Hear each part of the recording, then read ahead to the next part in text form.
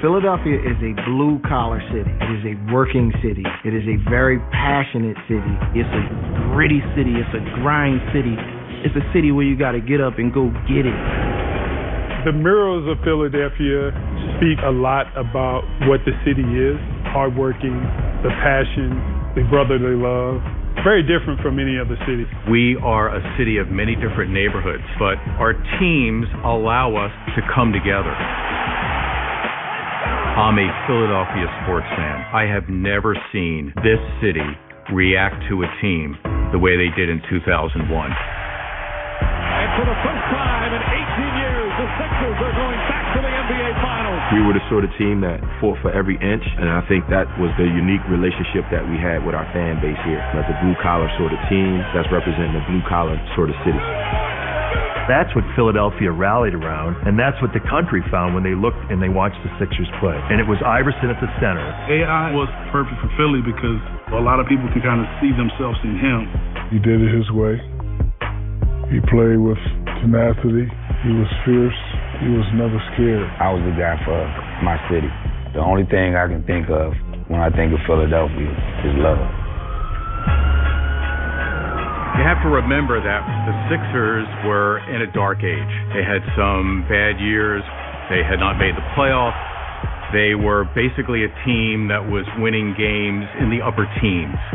I inherited a team that only won 18 games, but that was the beauty of it. The first pick in the 1996 NBA draft goes to the Philadelphia 76ers.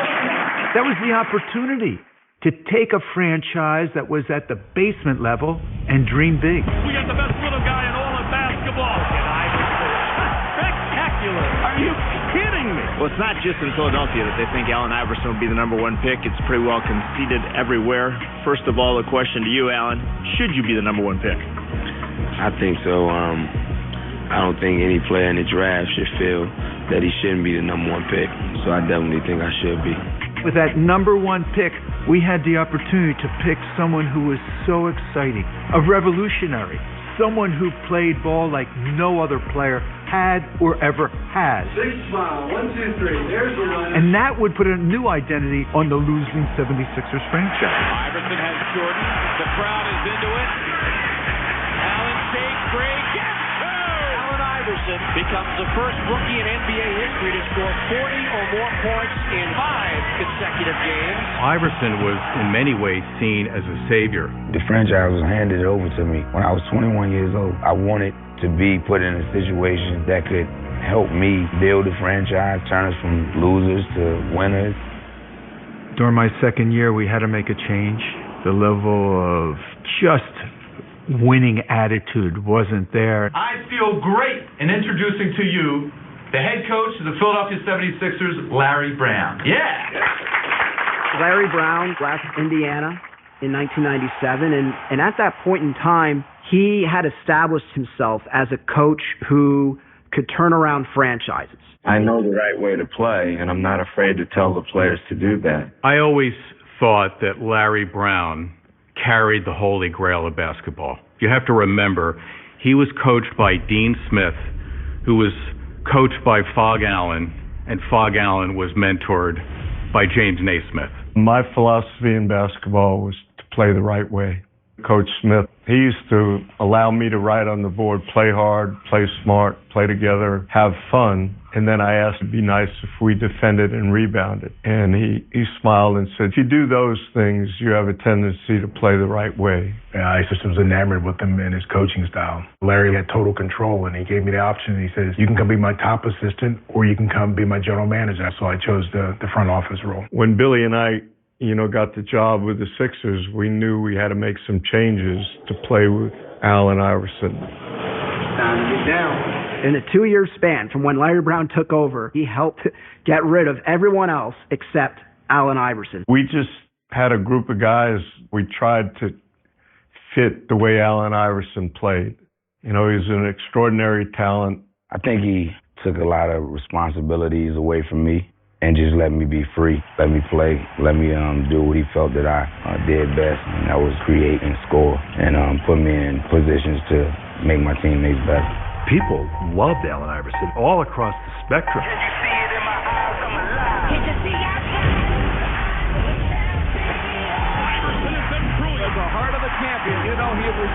He probably was the toughest, the most passionate, the most electrifying, most relentless basketball player that we had ever seen.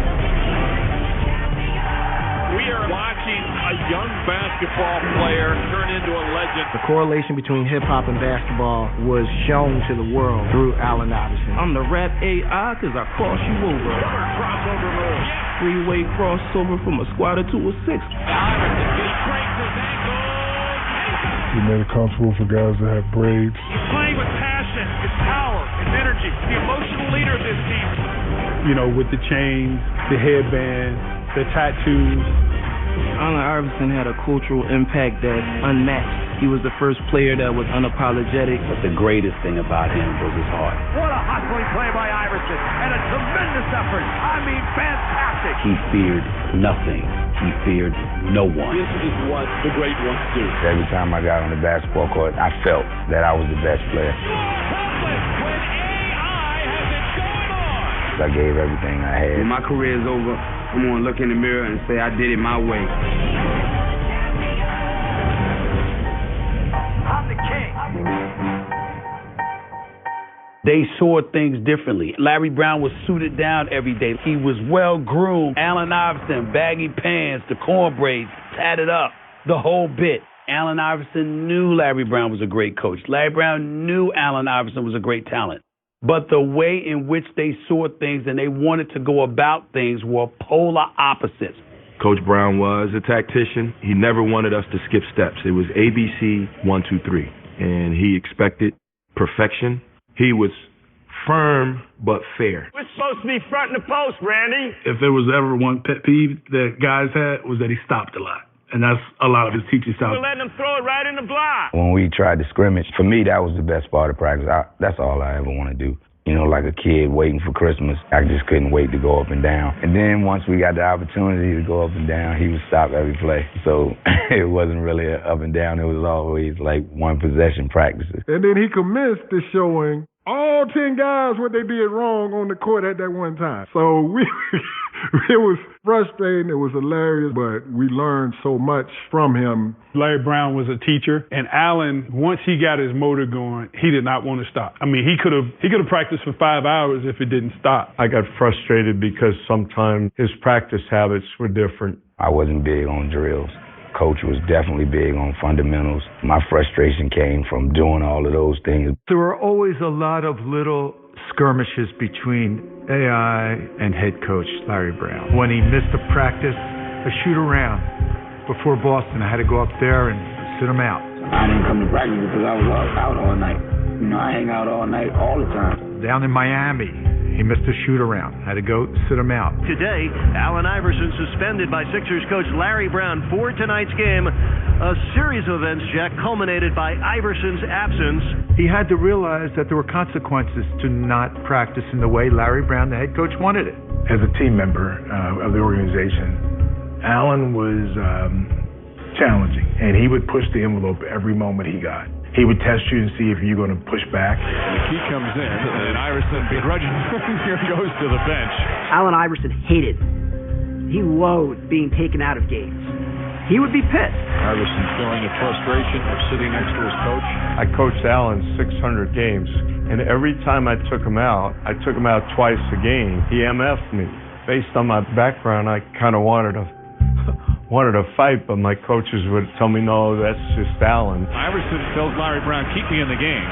You can't coach effort, and that's what I brought night in and night out. I gave so much of who I really am and who I really was on the dance floor. Allen wanted to play 48 minutes, and Larry didn't want to play 48 minutes. And Allen could understand, if I'm your best player, you should never want to take me out. And Larry's mind is, you are my best player, but I want to be able to rest you so you can be my best player. And they never could have those conversations. I remember a lot of cat fights because he got on me about everything. Iverson was fined at least 30 times last season for various offenses. Larry had been trying to get him just to conform, to do things that we thought would be in the best interest of the team to succeed, and he was just rebelling. I'm tired of everybody talking about my relationship with Allen Iverson.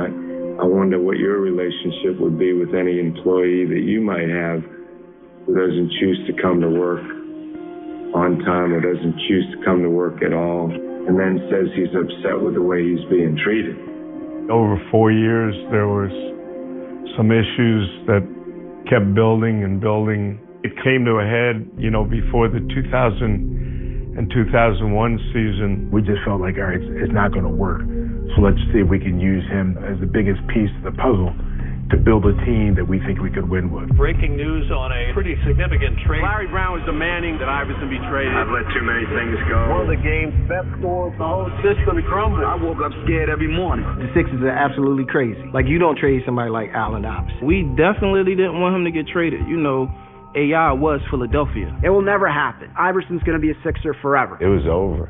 He was gone. Not being disrespectful to Allen, I thought we would have been able to move on if we moved him. When you look at my frustration with Allen, it probably started day one. I don't think he ever understood the responsibility he had to take his talent to where it should have been.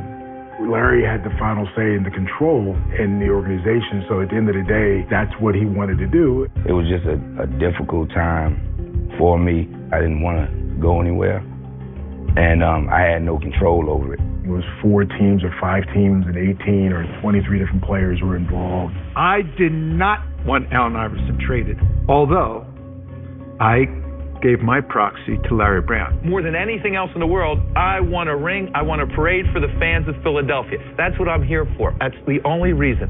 And if Coach Brown believes that trading Allen Iverson will take us to the promised land, so be it. It's easy for someone to convince you that moving me might be the right thing to do because you want to win it so bad. You know what I mean? So even if we got to give away AI, that's when we have an opportunity, a real opportunity to win a championship. Embarrassing the head of that organization think about trading that franchise player because he's tardy to practice. Somebody that plays every game like it's my last. Allen Iverson wasn't saying that he was perfect. He wasn't saying that he did everything right. What he was saying was, I'm worth this headache. It was a frustrating time in my life because it was so loud. If it had no merit, then I felt like you wouldn't hear it as much. But then my kids were coming home, their classmates were saying, tell your dad don't leave, and their teachers, and my wife had to deal with it, when she went out in public. Detroit, they were renouncing guys because they were signing Ben Wallace and Chucky Atkins. And so now we needed Matt Geiger to waive his trade kicker. It's going to be about almost $1 million that he was going to forfeit. So once he said no, that was the end of the trade. I'm not for sure if the city of Philadelphia would allow Pat Croce or Larry Brown or Billy King to walk out of that city if they'd have traded Allen Iverson. Looking back on it, it's probably the best trade we never ever made. Sitting here right now, thank God it didn't happen. I wish I could have been more mature at that time and had a woosah moment, you know what I mean, to think instead of just reacting. But that's the way God wanted it.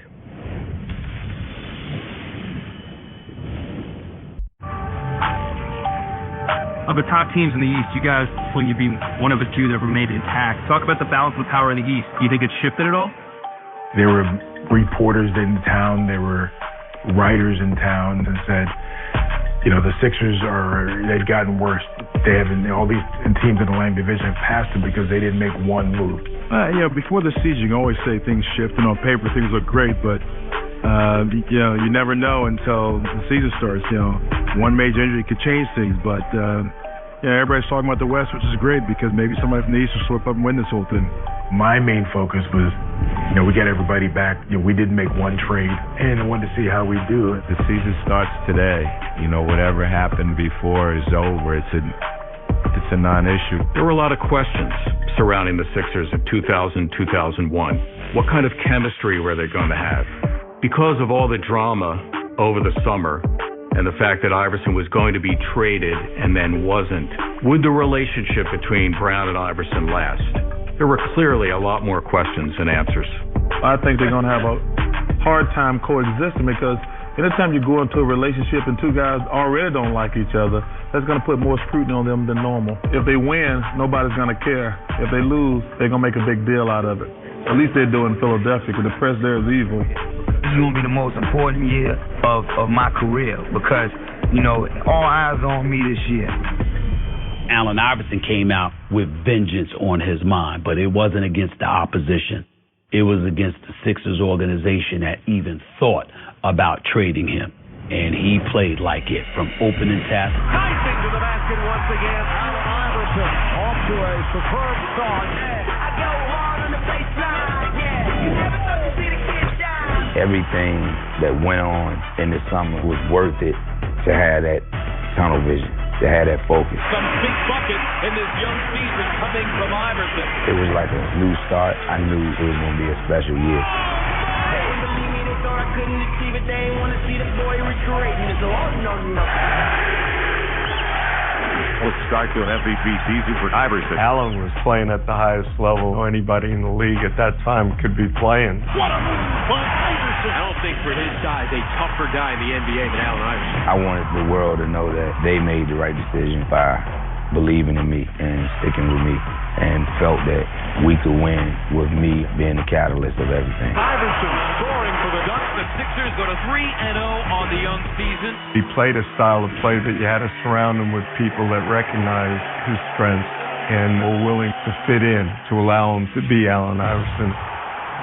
Philadelphia has stormed out of the starting gate, winning their first 4 games. The beautiful thing about this solar system was we had the sun and Allen Iverson, but all the other stars were circulating in perfect harmony. I was just ready, and I knew my guys were ready. They will go to 5-0 for the first time since 84-85. The team was playing a lot more fluid, and that resulted in Eric Snow averaging a career-high 15 points per game. I don't see a point guard in the East that's playing any better. Larry had the vision of getting a bigger two guard that could play point, and then move Allen really to the two guard. What a play by Eric Snow! My role was to run the team, basically be the coach on the court. What a leader Eric Snow has been. He's talking about leading by example. He was the ultimate point guard as far as sacrificing his own accolades for the betterment of the team. Sixers, the only unbeaten team in the NBA at 6-0. Eric Snow leads for McKee. Yes!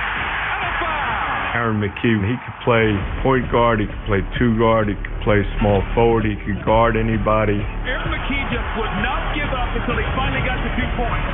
My role changed from night to night. I knew what the team wanted and needed me to do. The Sixers have won 7 straight games for the first time since March of 91. We were a very physical team, and they loved hitting people and being aggressive. The defensive skill that we're seeing from Larry Brown's Sixers has just been awesome.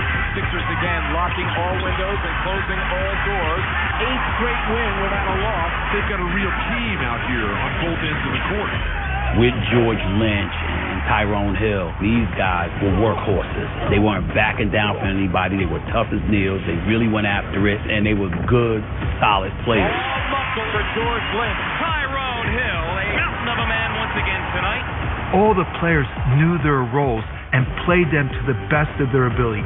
That was where Coach Brown was so wonderful. Larry Brown, what a master. Won everywhere he's been. 9-0 for the first time in franchise history. Larry knew we needed an anchor back there defensively, that if we were going to have mismatches with Allen's size, we needed somebody to block shots, and so that became Theo Ratliff. When you play with Allen, you need a center that isn't worried about getting shots.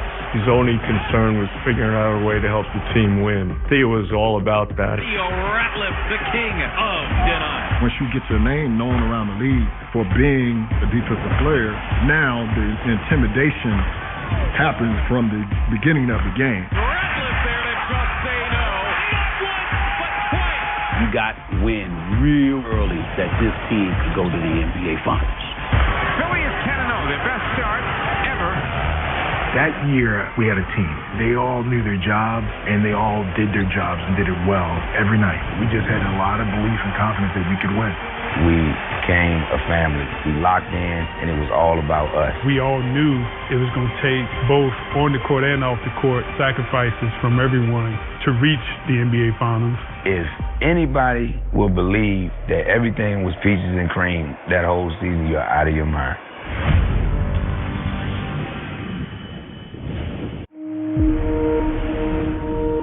It's one thing to not have a trade go through, but the problem still exists. Your coach and the best players still aren't on the same page. The catalyst for Philly's latest drama came last Friday when Brown ripped into his team following a lopsided loss to Dallas. There's absolutely nothing the 76ers could do with Nowitzki tonight. Coach Brown came in and was like, I'm frustrated. We like, he's frustrated? We dominating the league. We beating everybody. Those Allen Iverson, Larry Brown, old moments, some of those resurfaced. And I got a phone call that Allen and Larry had a blow up. They were adamant. They didn't want to be together. They were, really upset. And there was a big meeting. The meeting took place this morning during the 76ers shoot-around at their practice facility between the head coach, Larry Brown, the star player, Allen Iverson, and the team president, Pat Croce, who brought two passionate personalities together. Well, everyone was ready for practice, and before it got started, I asked Larry Brown and Allen Iverson to come into the conference room, and Billy King, our general manager, came in and sat down on the table a little further away. They went into a room, and the room was actually right next to the court. And so you could hear everything. It's almost like we stopped practice and everybody had their ears pinned to the glass and we were just listening to the conversation. Larry didn't want to be there, and he felt animosity toward me that I would make him come sit down with a player. Allen wanted no parts of this guy sitting on the other side of the table, and it was ugly. All you can hear is curse words going back and forth. Well, F you, well, F you, F you, well, F you. There was just a lot of screaming and hollering, as you would expect from both of them. I started by saying, I am not firing him, and I am not trading him. Now we got to make this work, and we're not leaving this room until it does. Pat put his foot down. I never seen Pat like that. And it got to a point where I had to get really, really ugly because neither one of them were moving out of their posture of, get me out of here. First, I started with Allen, and I said, imagine you as the head coach, and every time you take your key player, your star player off the court, he you. He gets in your face. How would that make you feel? I used to get frustrated with him and telling him the impact he had on young people and how important it was for him to act the right way, to say the right things, because so many people looked up to him and wanted to be like him. Just being young and, bullheaded and stubborn at times, I didn't understand that Coach, wanted what was best for me. For somebody like me who had so much respect for the game, the challenge was to get to Allen to play like he was capable of playing. I basically wanted to do the right thing and wanted to do what he was asking of me, but couldn't quite get it right for whatever reason. I knew what my heart was, and that's what made things so frustrating. And it was just a frustrating time for me. And then I switched over to Larry. I said, Coach, Allen told me that every time you say sit down or you just nod over to the end of the bench, it reminds him of the white prison guard say, sit down, mother. And Larry Brown, he couldn't believe it. I don't remember that part. That just made me really feel like I had a huge hole in my heart because I would never think that way. I think Larry's biggest frustration is Allen didn't allow Larry to fully coach him. I think Larry wanted to be able to coach and be able to reward him for things. When Allen would just come in and say, yeah, I can't practice today, he took that ability from Larry to coach. I was a cause of 99.9% of that. Now his, what is it, 0.1 might have been major, but my just overrode all of that. I had to prove to Larry Brown that Allen Iverson had the same passion for basketball that he did, and to Allen Iverson that Coach Larry Brown really cared about him. I was kind of relentless to think that if there was something I think you needed to work on, I wasn't going to let up. And that can get old. That can be hard. But my frustration with Allen was I didn't think he did all the things necessary to play at the level that I thought he could have. All I was trying to do was get Coach to understand and believe that I was trying to play the right way. If I have done a better job of making Allen understand, then we might be talking about the greatest player who ever played the game. something, I get a chill right now, something magical, mystical, graceful happened between the two of them, just staring, saying nothing. Alan got up, walked around, Larry stood up, and they hugged. The result of that meeting where we hugged each other and everything was kumbala, I would hope that that meeting, ended up that way, the way Pat saw it, the way Billy probably saw it. But I always felt, with all the issues we had with one another, there was a connection. After a while, those guys come out, and it was like nothing happened. He came out energetic and flying up and down the floor, and Coach Brown came out, grabbed his whistle, and began to start coaching, and it was like nothing happened. And it's like being in a family. I think sometimes you need to have conversations, and you need to talk through and work through situations and get past it. After that, it made it so much easier for me to deal with when he really did get on me. You know what I mean? Because I used to always try to psych myself out and be like, oh, he just at it again. You know what I'm saying? So it worked in so many ways. Larry Brown and Allen Iverson were on the same page. I mean, the same page in the same book at the end of the meeting. It was great. He told me how he felt. I told him how I felt. And, I think it's just time for us to move on. The bottom line is I understand him a lot better. And I think that was really the most important and productive part of the meeting. The casualty of all that was, from Larry Brown's point of view, that Pat Croce, by having that meeting, put Allen on par with Larry as a coach.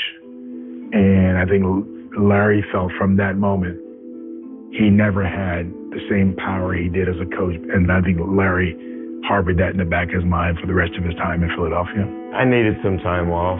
We had a terrible loss, and I didn't think I handled it very well. And, I wanted to just sit back and think about it a little bit. There was some concern on my part about whether I wanted to continue to do it. Coach Brown, he coached hard. He coached every day. He probably needed a mental break from everyone and not just Allen Iverson. There's been a lot of speculation about a meeting before the Chicago game, and there was a blowout in that game. Is that the reason Coach Brown took the time off? Nah, just for him to handle his personal business. This is family. For some odd reason, it got to you guys and the writers and everybody else when it didn't supposed to. But we stand behind Coach. We started this together, and we want to finish this thing together. And I'm glad that Coach Brown's out here tonight coaches like he's supposed to. Managing two of those egos, it was work, but I knew that was part of my job. Was deal with it, get them ready for the next game. There's a lot of things that transpired within the team that season and the seasons leading up to that season that could have easily sent things south if it were not for the presence of Billy King in Larry Brown's ear. They wanted to do whatever it takes to win on the court. They just didn't know how to communicate each other's philosophies, how to do it together. As good a year as it was, there was rocky moments throughout the year. But I think they both needed each other, and I think they both pushed each other to be great.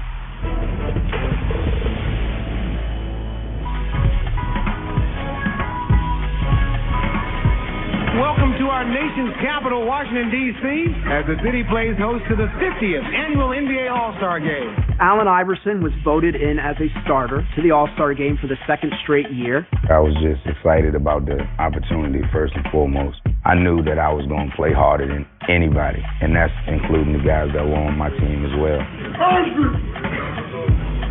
This was a team that, had been together for a long time. They started out 10-0.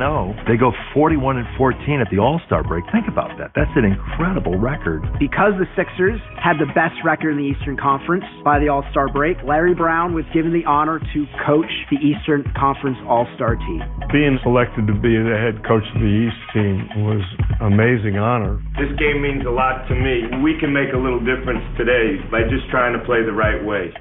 Every day to be great. 1, 2, 3. Play hard. Theo Ratliff, due to his play, was chosen as a starter for the Eastern Conference All-Stars as well. It's a young kid's dream. Everybody wants to be NBA All-Star. Unable to compete due to injury, selected to his first All-Star team, Theo Ratliff. Here's Theo Ratliff, and he's having perhaps the best season of his career. However, unfortunately, he breaks his wrist and he's unable to play in the All-Star game. Dirk Nowitzki, kick out the leg, I trip over his foot, and I come down just to catch myself, and I end up breaking my wrist. It became a story you guys just don't want to hear. It definitely put a great damper on that All-Star game. Larry had been talking about Dikembe Mutombo earlier during the year because he knew if we would get to the finals, we may have to play a Shaq. But I knew the team was playable, so I said, Larry, we can't make a trade. Once Theo got hurt, I was concerned because I knew that he needed surgery. When will he get back? This may be our one chance to get to the finals. And Dikembe, I thought, would give us that opportunity so we didn't miss a beat.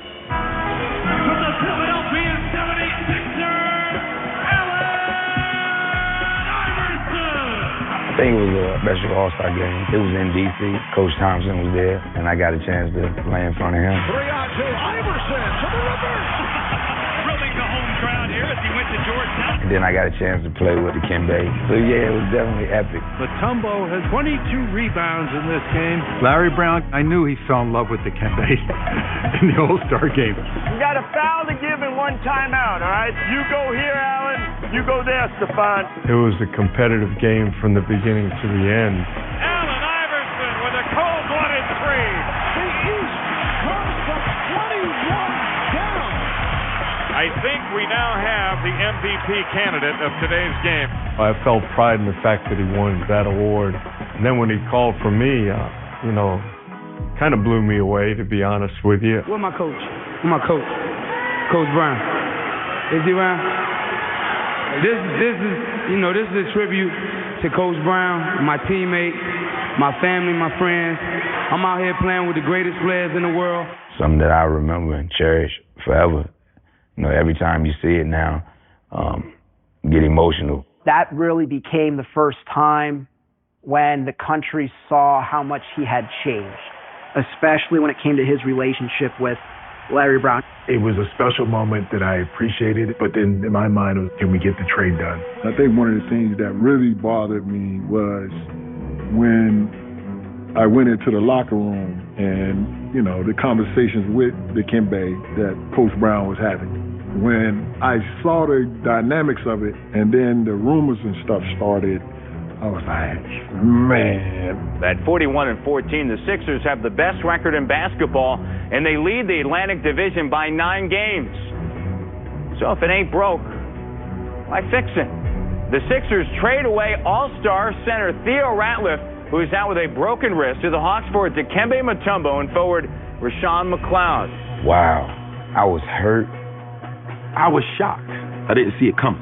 None of us wanted Theo traded.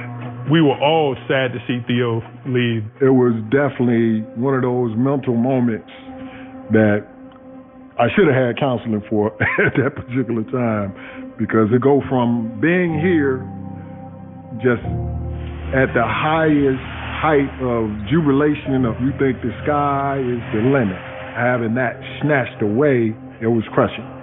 It was crushing. In my heart and in my mind, I was thinking about my loyalty.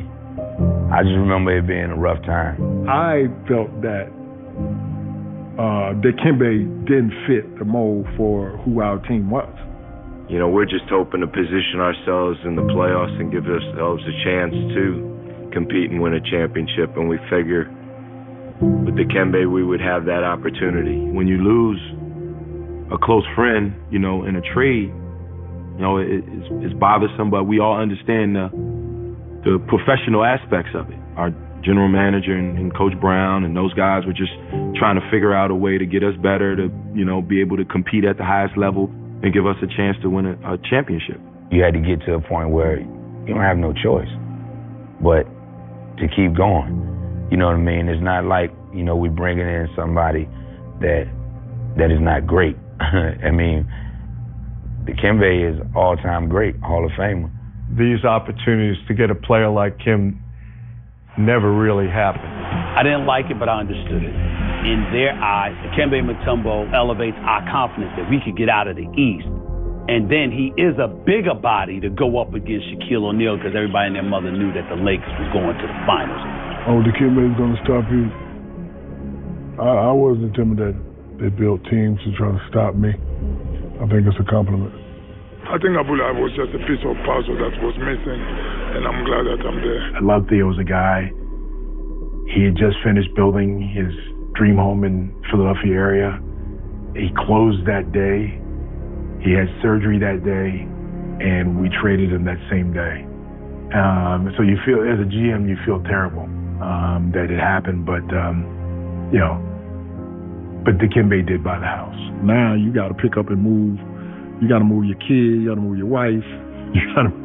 Everything kind of shifts and change, and you just kind of, like I said, I always relied on my faith and knowing that, God was gonna make everything all right.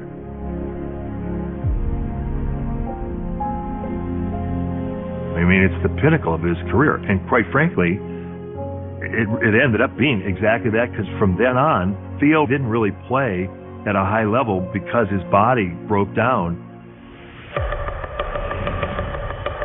Moments ago, the big fellow was cleared to play in this ball game. We expect Dikembe perhaps to be in the starting lineup. He came in and gave us everything he had, and that was enough. Mutombo didn't light the world on fire, but he was a player that you could place into that system the way that Coach Brown had configured it, where he was mostly going to defend, set screens, and rebound. But it's more or less just his presence, his great experience. He'd been in the playoffs. Once Dikembe came, we went through some kind of growing pains, and we struggled. I know one time we had lost 5 games in a row, and the city was pretty hard on us. For the balance of the regular season, they only went 15-14 the rest of the way. This was with Mutombo as the starting center. It wasn't a smooth start, but we finished the regular season with the #1 seed in the East. As they entered the playoffs, Sixer fans weren't sure what to expect.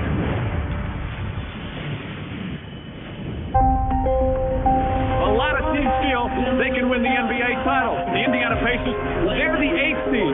But not only do they feel they can win this series, they feel they will. Of course, of all opponents in the first round of the 2001 playoffs, it had to be the Indiana Pacers. I had nightmares about this team, dreaded playing them. They were so talented, veteran-wise. They had everything that we couldn't beat. They did have a psychological advantage over the Philadelphia 76ers from the standpoint that they were able to beat them in most instances. The Pacers had eliminated the Sixers in the second round each of the last 2 seasons, both times actually on the Sixers' home court. So when the Sixers were scheduled to match up with Indiana as the 8th seed and the Sixers as the 1, there was some concern. The Pacers were that hump that we could not get over.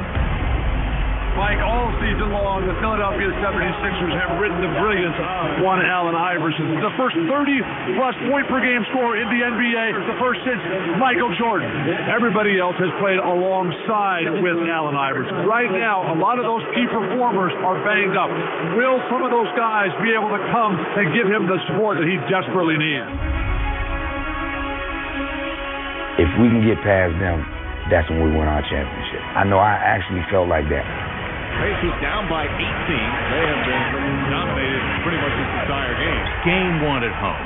The clear mission is to get off to a good start in a best-of-5 and beat Indiana. The Sixer defense has been brilliant here this afternoon. But then their offense just falls apart, and Indiana starts getting hot. Miller, three. Good. Reggie Miller from downtown. The Indiana Pacers down by 18 now with a 2-point lead. Reggie Miller always scared us. Reggie Miller knocked us out time after time. It's coming down to the final shot, and they've got the ball. And I remember telling some of the guys on the team that you can't let him come off where he hits plant his left foot, because once he does, it's over. Miller gives the Pacers the lead. If I never had a here we go again moment, that was it. Reggie Miller knocks it down, and this place is absolutely stunned. I was so heartbroken that I can't believe our entire dream is evaporating before my eyes. Let's go. What was that final play? 2.9 seconds to go. I had Matt rolling back to the ball, Jermaine went to the goal, and Aaron coming off Matt, and Eric sprinting. But, we threw it to Allen quickly, and Reggie made a good play jumping out. You got a big lead like that, and then to lose it at home in front of your own crowd was ridiculous. At this point, it's best of 5. It's not best of 7 in the first round. And I remember going to the conference room by myself, and I said, we got the best record in the East, and we're going to lose in the first round. And so I was scared.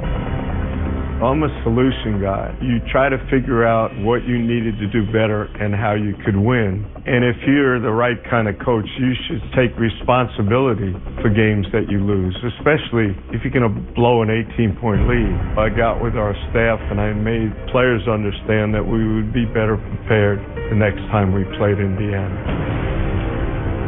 I think it was a great coach game from my coach. Coach put in so many things to help me tonight. You wouldn't believe it, to see the type of stuff that he counteracted with. There's the double. Open is Snow. Makes them pay. You just wouldn't believe the turnaround that we had. A spectacular game for the NBA scoring leader. I'm going to remember this game for a long time because I just learned a lot more about Larry Brown tonight as a coach. 76ers to beat the Pacers 116-98. It was just his genius, just knowing how to be the best, and that's what he was. He was the best. I mean, anything can happen in the playoffs. This whole series is something that I'll cherish for the rest of my life because this team brings out a lot in Allen Iverson, and I think this team is helping me to be a better player, than I already am. His team leaves Conseco Fieldhouse with a 2-1 lead in the best-of-5 series. Game 4 in Indiana.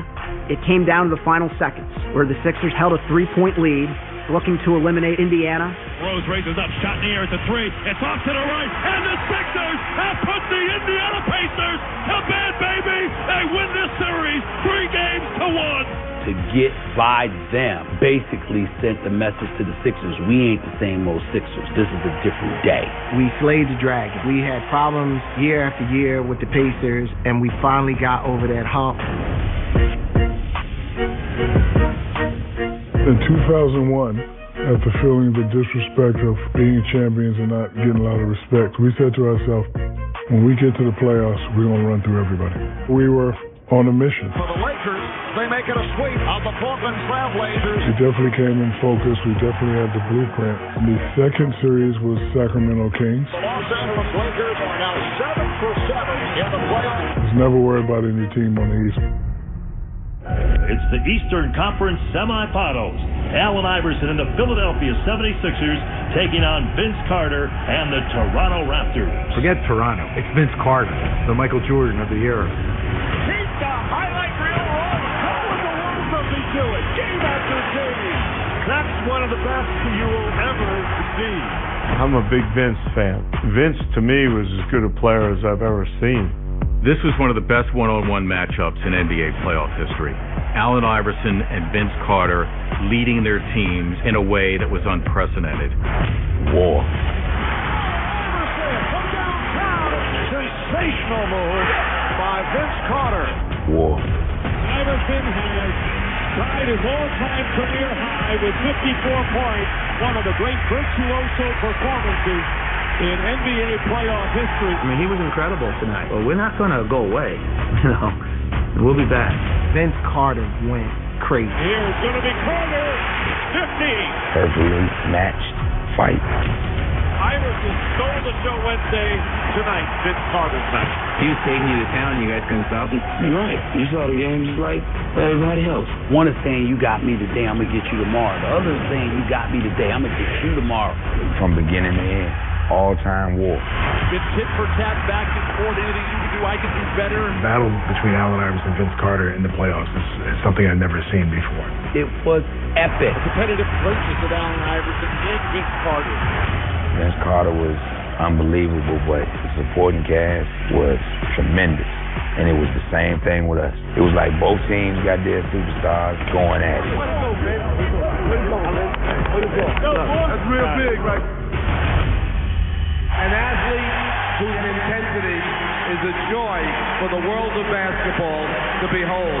Congratulations, 2001 NBA MVP, Allen Iverson. Brown did what he could to construct a team around him that was going to make Allen Iverson the best possible basketball player he could be.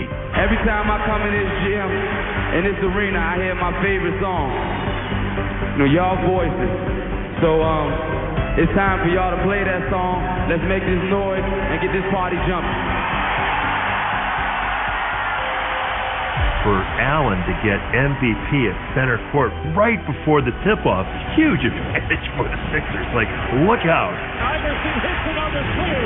Allen Iverson, 8 of 11 from three-point range, has 52 points. Right off the bat, we want to hook up with Allen Iverson on a night when the Philadelphia 76ers planted one on the Raptors, 121-88 to take a 3-2 lead in that series. How's Larry and you been? Obviously, y'all got along well, but how's he helped you as a player and mature as a man this year? I just respect him so much as a coach, but now I respect him more as a person because of our relationship. We used to arm wrestle a lot. Now, you know, we talk with each other if we have a problem, and now, you know, it's great. It was frustrating that Toronto was a formidable opponent. The Toronto Raptors have even the best of 7 at 3-3, sending it to a Game 7. Setting the stage to Game 7 was the fact that Vince Carter was graduating at the University of North Carolina. He went to the ceremony the day of Game 7. And of course, the controversy was gigantic. The story's already been written. If he plays well, the graduation didn't bother. If he stinks up the gym, well, he shouldn't have gone to graduation. There was 2 seconds left. The Sixers are leading 88-87. The Raptors have the ball. Everybody knew Vince Carter was getting the ball. When we came out the huddle, we were all having a dialogue. Okay, what are we going to do? Are we going to switch? You know, we're going to stay with our man. And I had Vince to start. So I said, look, I'm staying with him. And Tyrone Hill came over to me and said, look, if my guy come over and set a screen on you, let's just switch it. I said, no. I said, I got him. He was like, no, let's just switch it. I said, okay, we'll switch it. I was like, but just contest. I said, don't foul or whatever. And it came down to one shot. Murray has it. Carter trying to get free. They run the play. Tyrone man comes and sets the screen on me. Ty switches out. Vince shot that ball, and I was like, this is about to be a heartbreak. Everything just stopped, and it was just going in slow motion. There was a time when that ball was in the air, you were sort of like, man, this can't be happening. And it takes a week for the ball to finally hit the rim. And it hits the rim, goes up, and bounces out. Horn goes off, we win the game, and it was just like, man, we did it. City was on fire. We were all having fun, and it was a very enjoyable moment. Just the excitement, when I looked around the stadium and the excitement of the people, the excitement of the team, and the excitement of everybody that was a part of the franchise, and it all led to that moment.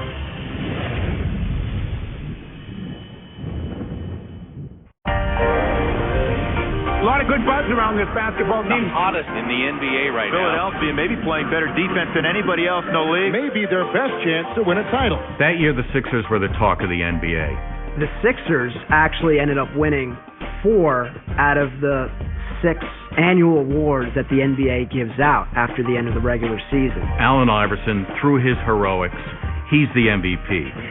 Could everyone please be seated? We're about to begin.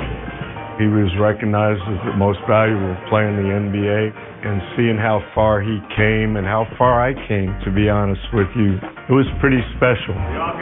In my career, I have one regret, not taking his constructive criticism like I supposed to.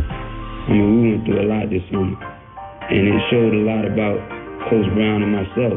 I think Larry Brown's willingness to move him is what ultimately provided that spark, because that was the last straw. Now I can look in his eyes, and he can look in my eyes, and we see the same thing. We got the same agenda. Once I bought into it, that's when everything changed. I went from a good player to an MVP. Dikembe Mutombo won the Defensive Player of the Year award for the 4th time in his career. 2001 has been a blessing year for me. I was traded to the great team, And then now, getting to the point where I have to win a Defense Player of the Year. Aaron McKie won the sixth Man of the Year, becoming the first Sixer to do so since Bobby Jones. Wherever there was a hole, I always tried to plug it in. And I knew that my team needed me to do those things on a nightly basis. And so I take great pride in that. And Larry Brown won the Coach of the Year that season. I think of all the years I've ever coached, I think this has been the greatest experience I've ever had. Everybody knew how great he was. His nickname was Mr. Fix-It. You got a bad, desolate situation, Larry Brown was your guy. I've always talked about playing the right way, and this team does that. I think anytime you win an award like this, it's a reflection of what your team does. With me as a coach, you don't become a head coach without all the people that have influenced your life. The biggest thing about that award, one, Coach Smith came. I was told I was supposed to come here. Oh, my God. You know, he was so important in my life. I played for him after Coach McGuire left at North Carolina. I knew I wouldn't be in that position, you know, had he not come into my life. What a great honor it is, and deserved honor for Larry Brown. Larry is the most enthusiastic guy. He's a born coach. I just am happy for him, and when they called me to come, I wanted to be here for this big moment. He's had so many big ones and some more coming ahead. It's all Larry Brown Day.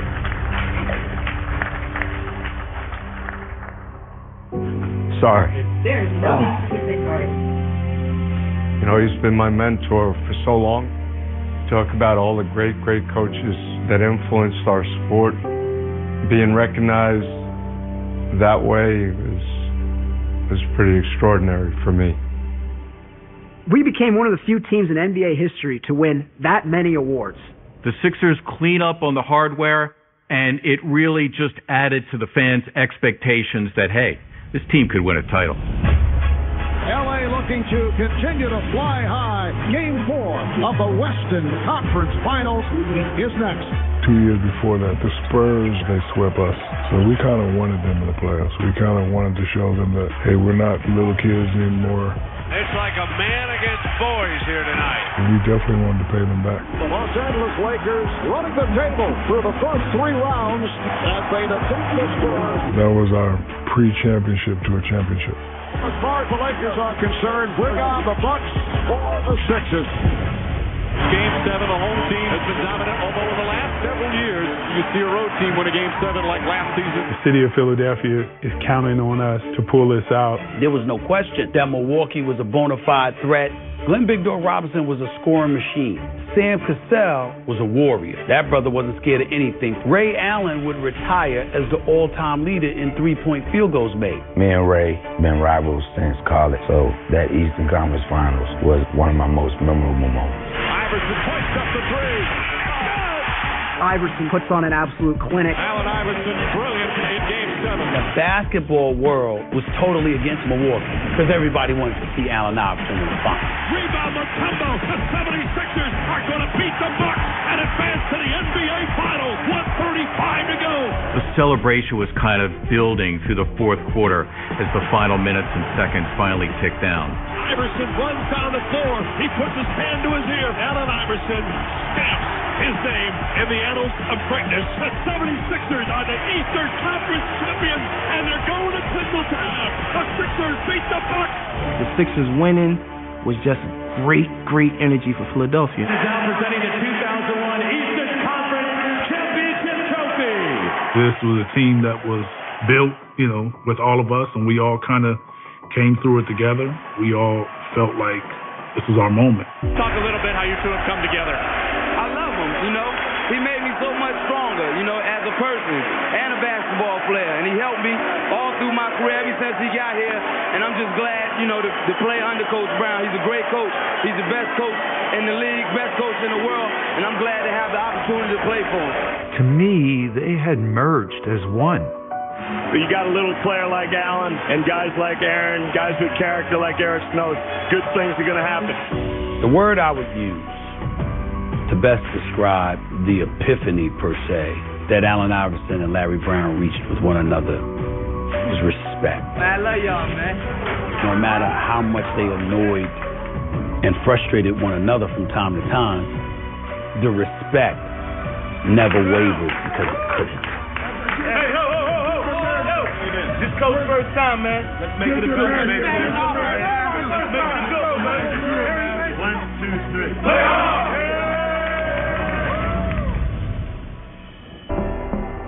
In the first round, I climbed a water tower, and all of the city went nuts. And I said, listen, we make it to the finals, I'll climb the bridge.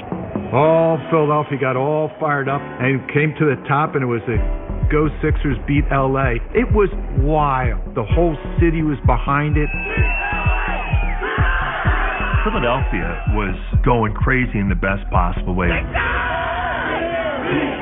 We knew that it had been almost 20 years before the Sixers have been back to the finals or won a championship.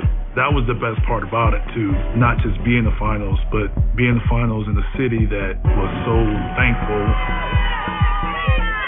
The whole country was about to see what we were all about as Philadelphia fans. And so the stage was set. The Lakers were a mighty team. They were well rested. I don't know if it was anybody who thought that we were going to win that series at all. But because of the grittiness of the 76ers, we went into that like we're going to win. By the time we got to the Lakers, that style of play had us hobbling into that series. It was very physical brand of defense, and it took a toll on their bodies. I broke my ankle before the finals. I could play, but I never got to the level that I was at before then. We were so badly beat up. They had two monsters in their prime, the most dominant.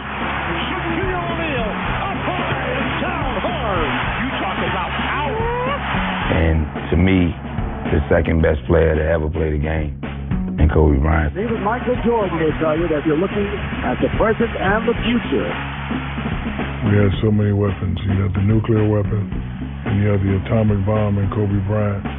And you had a lot of grenades. Big Shot Bob, Rick Fox, Brian Shaw. We wanted to be the first team to go 15-0 and win a championship. And we were there until game one. This one, Dr. Jack, could be for the ages. The Los Angeles Lakers could become the first team in history to run the table in the playoffs. And now they come in a prohibitive favorite against Philadelphia. It was so right up my alley, being the underdog. In life, on basketball court, you know, all in one. The Lakers are playing at their top level. Philadelphia will try hard, but they won't succeed. Let's get dirty. The heart that they had all year, they took it into that finals.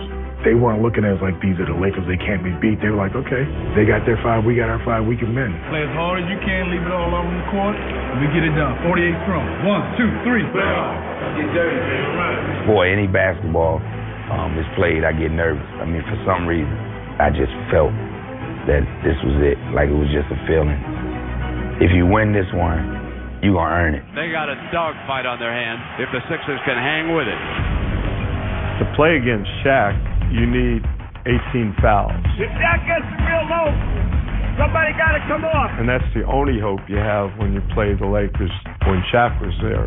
I wanted to play with strength. I wanted to play with ferocity. I wanted to dunk in your face.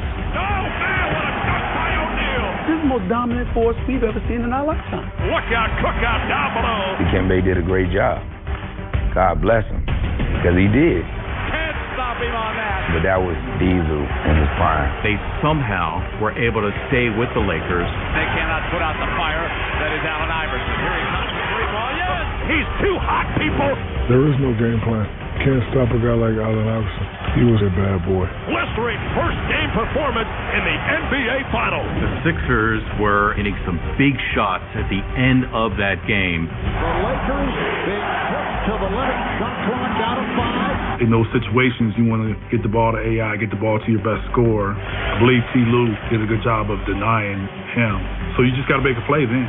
Eric Snow taking it to the rim to tie the game at 94. Eric Snow, where there's a will, there's a way. So this is a knockdown, drag-out affair. They're heading into overtime. I think the Lakers are starting to realize that this Philadelphia team thinks they can win this game tonight. They're not here to celebrate the Lakers. They're here to beat them. The Lakers led by as many as 5 points in overtime, and it looked like the Sixers' chances to upset the defending champions on their home floor were coming to a screeching halt. But then Iverson found a way to provide another scoring spurt. Iverson tearing the Lakers apart. It was just part of one of these insane games that you're watching him have in probably the biggest stage he's ever played on. Iverson, bothered by Lou. Iverson against Tyronn Lue. Baseline right, he backs up, he fires 2 balls. Got it again! He's way too good! Jack, we're up 4. We can beat these guys. He steps around Lue and drilled it! 7 straight points by Iverson. Looked like he was dead in the water. I can't tell you what the feeling was like. I can't duplicate it. I was in the moment. I just know he fell in front of me. I don't know how I even thought about stepping over him like that. I was just playing basketball. I remember I'd look at all the coaches and we'd all kind of smile because we'd never seen anybody do something like that before and probably would never see somebody do it again. AI dropped 48 in game 1. He seemed to be sending a message, you're not going to break me. I'm going to break you. I knew that we may possibly lose one game because this team led by Allen Iverson and anchored defensively by Dikembe Mutombo. You had to beat them, and you really had to beat them up in order to get a win because they were not going to stop. 76ers with the ball, and they have a 2-point lead. I knew what I could do on the basketball court, but I also knew what my teammates could do. I also believed in them so much.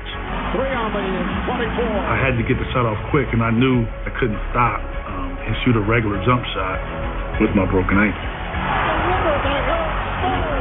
You could take your sweep and sweep it away as the Sixers shock the world with a Game 1 victory here over the world champion Los Angeles Lakers. Everybody already counted us out, and we're not going to act like we won it all right now because we still have some more business ahead of us. After that game, Phil came in and everybody was talking and pointing fingers, and he said, "Shut up." And everybody was quiet, and he said, "I want you to listen." We ain't do nothing yet. We got a long way to go. They put the rooms up, though. We could hear through the rooms that they were down there celebrating. Ain't gonna do none of that. Come on, guys. We came too far, man. Love you, baby. To play from behind in a series all postseason, does this feel different to be down 1, to have lost the streak, to be back on your heels for the first time? We're not going to make excuses for this loss. Allen Iverson's a great player. He had a great game. He had a great performance. They played with a lot of enthusiasm. It's time to create another streak. It's time to get back to business.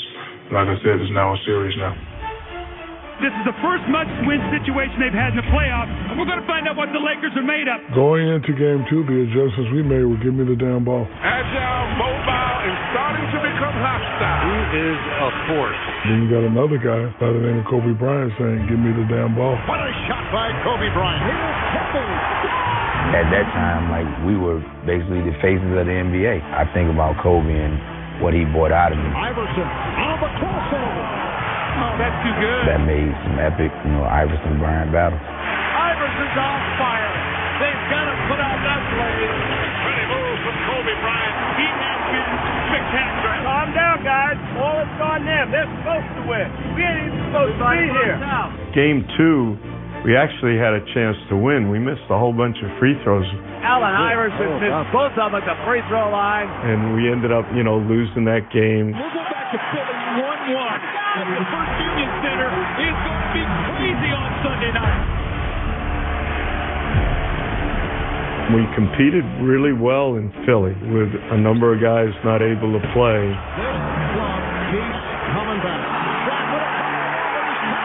Game 3, when I fouled out, I was a little bit nervous, but not a lot. When one of your main guys goes out, somebody has to step up. Somebody has to make a big play.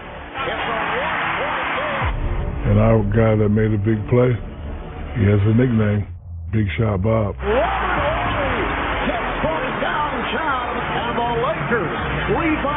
They were the better team. They were well coached. When you have Kobe and Shaq and some of the pieces they had, you got to be at the top of your game to even compete with them. And that's where the Los Angeles Lakers able to come away with a victory here in Game 3. For the rest of the series, it was like the magic carpet ride came to a screeching halt. Game 4 and 5 were blowouts. Time has run out on the 76ers. We were on the mission. We wanted that second championship. Back-to-back titles for the Los Angeles Lakers. I think like all Philadelphia fans, although we didn't win a championship and we didn't have the parade that I dreamed about, the excitement in that journey, it really was a fabulous playoff run. To have an opportunity and have a shot, it was just something that I cherish and remember for the rest of my life. It's been a spectacular season for the most valuable player, Allen Iverson. When the last game was over, I was so beat up, and I wasn't crying because we lost. I was just in so much pain, and I was joyous because it was all over, that long season and my style of play. It was tough. Allen had carried the team offensively the entire year. He was committed to winning basketball. Maybe in my mind, the greatest athlete to ever play the game. Rarely do you see a 6'1" guard being so as dominant as Allen Iverson was. And to me, in this basketball world, Allen Iverson was a superstar. This team struck a chord with Philadelphia, the fan base, because of Iverson and how hard they played. Y'all boys ain't no joke, man. I love y'all, man. Most magical thing about it is a team that, was going to give everything they possibly had every time they stepped out on the court. And as a coach, that's the greatest compliment you could have about the team you were fortunate enough to be around. Everybody was accepting of their role, but we knew Allen was the guy, and we had to support him as best as we could and look out for him, and he looked out for us, and that made us a wonderful team to be a part of. That 2001 team, they won everything but the chip. We won every award, won the Atlantic Division, won the Eastern Conference. Allen won MVP. He won the MVP of the All-Star game, Dikembe's Defensive Player of the Year, Aaron's sixth man, Larry's Coach of the Year. And the only thing we didn't get that year was the chip. When a team is not expected to do something, and they do something that people doubt that they can, that's what makes it special. Even though they didn't win a championship, they will always be a special team. Looking back on it, I'd rather not. And it's selfish, but I would rather not get there, and at all to get there and lose. I wanted to see my teammates and my coaching staff. I wanted to see their faces and their reactions.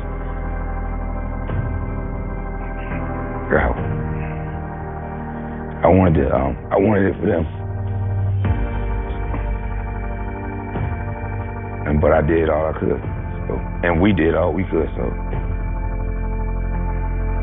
I know Allen's heart. His heart's terrific. I know that every time he stepped out on that court, he tried to win for us. So the finals were no different. The finals were a time that he wanted to give us something that he knew that we could cherish for life. I hold it very dear the years I spent with him. And I'm kind of disappointed that he couldn't have finished this career with me. Certainly made me a better coach. I owe a lot to him and my teammates and the rest of the coaching staff.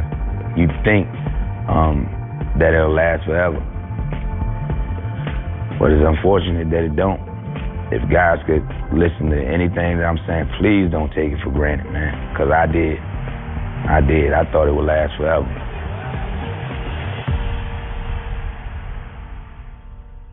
Once I started to listen to Larry Brown and take,